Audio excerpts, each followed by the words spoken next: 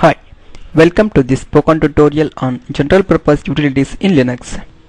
In this tutorial, we will make ourselves acquainted with some of the most basic yet heavily used commands of Linux. The main motivation of this is to give you a head start about working with Linux. The first command that we will see is the echo command. However, note that Linux commands are case sensitive. Here, all commands and their options are in small letters unless otherwise mentioned. This command is used to display some message on the screen. Switch to the terminal. Ctrl-Alt-T helps to start a terminal in Ubuntu.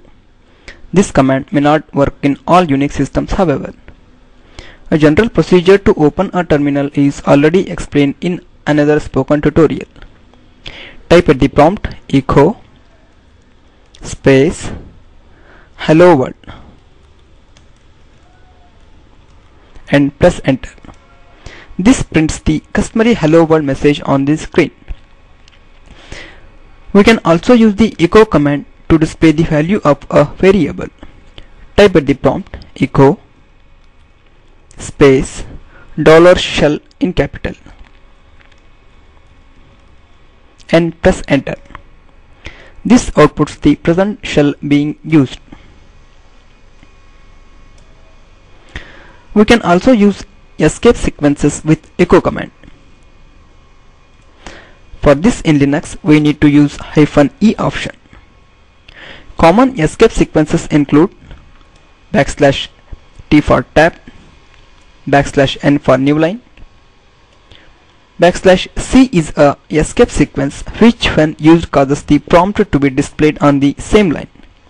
This can be useful if say we want a prompt message before entering something.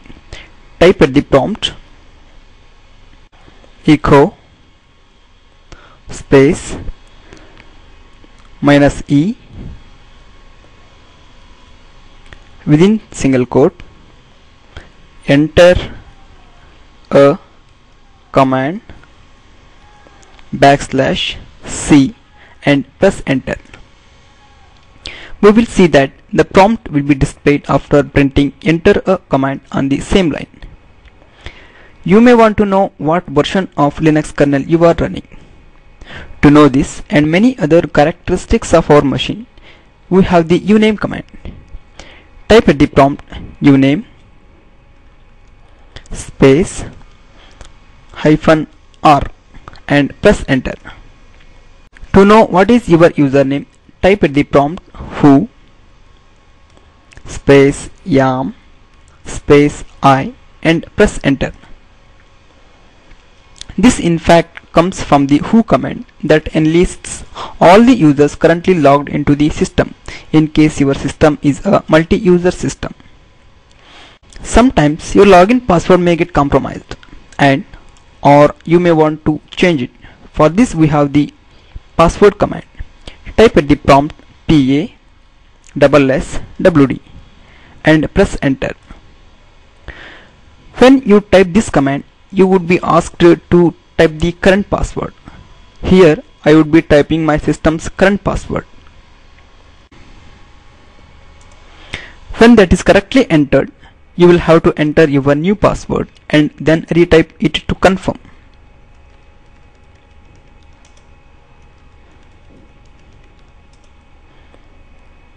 But what if we have forgotten our current password? Then also the password can be changed without knowing the current password, but that can only be done by the root user. Now, who is a root user? He is a special user with extra privileges. To draw an analogy, we can say a root user is similar to a user in Windows with administrator status. We may be interested in knowing the system date and time. For this we have the date command. Type date in the terminal and press enter. It will show you the present system time and date. As we can see, the date command gives both date and time. This is a very versatile utility and has many options as well. Type at the prompt date space plus percentage sign, capital T, and press enter. It gives us only the time in hours, minutes, and seconds format. Type at the prompt date space plus percentage sign small h and press enter. It gives the name of the month. Type at the prompt date space plus percentage sign small m and press enter. It gives the month of the year in numerical format. Here it is showing 02 for the month of February. Match this according to the output you are getting. Type at the prompt date space plus percentage sign small y and press enter. It gives the last 2 digits of the current year. We can combine these options as well.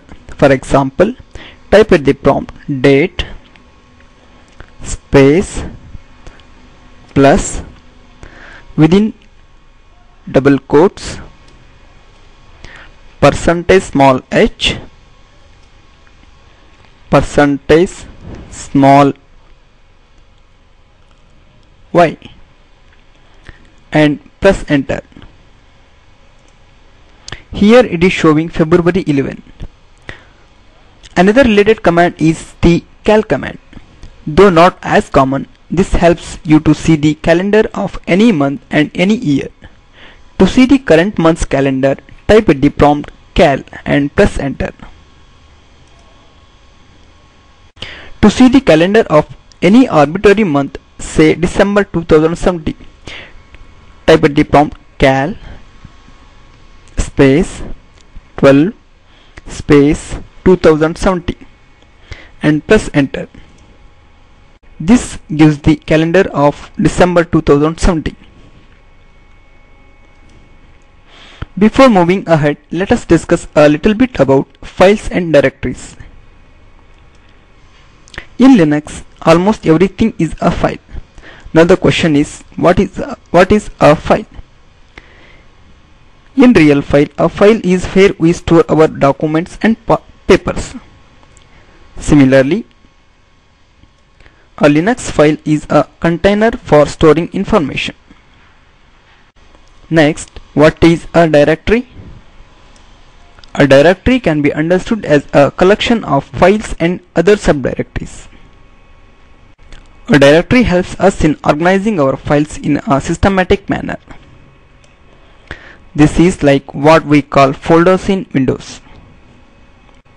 When we log into the Linux system, we are by default in a home directory. To see the home directory, type at the prompt echo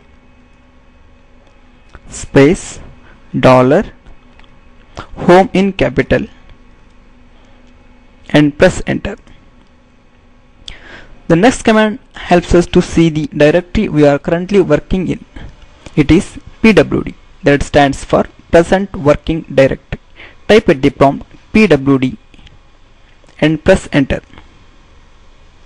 Once we know of our directory, we would also want to know what are the files and subdirectories in that directory.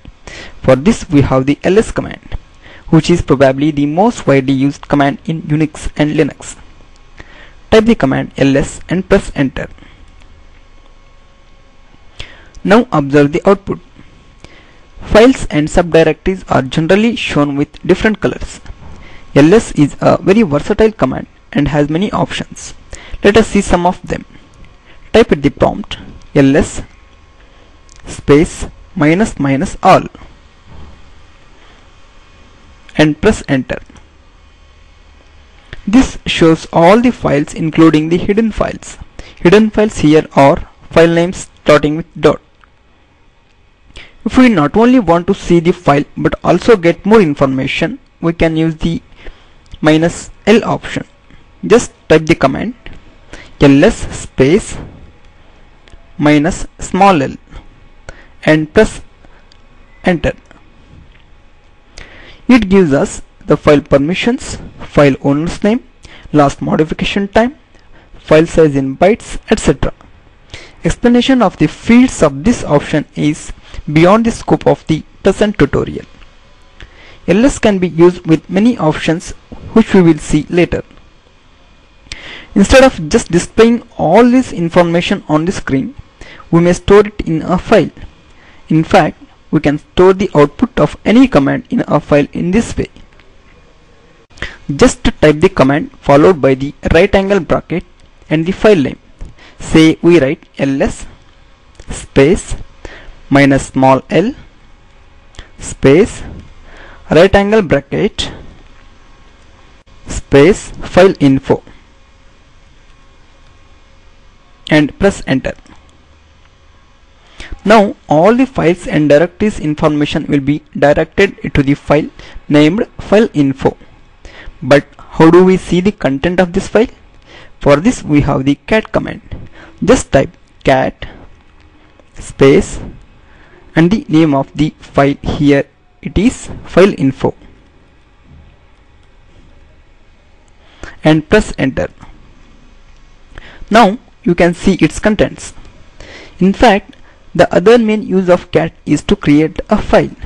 For this, type at the prompt cat space right angle bracket space file name, say file1,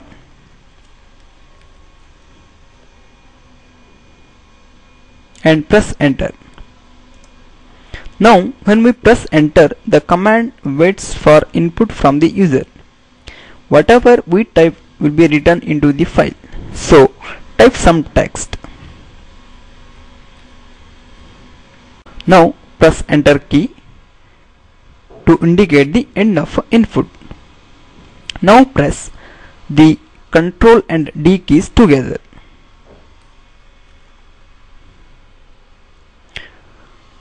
If a file by name say file1 already exists, then the user input will be overwritten on this file. Now if you wish to append to the end of an existing file file1, type at the prompt cat space double right angle bracket space file1 and press enter. There are several other commands that we could have discussed, but we would keep it to this for now. In fact, even for all the commands discussed, there are many options and possibilities untouched here. This brings us to the end of this spoken tutorial. Spoken tutorials are a part of the Talk to a Teacher project supported by the National Mission on Education through ICT. More information on the same is available at the following link. This is Shambulingaya ND signing off. Thanks for joining.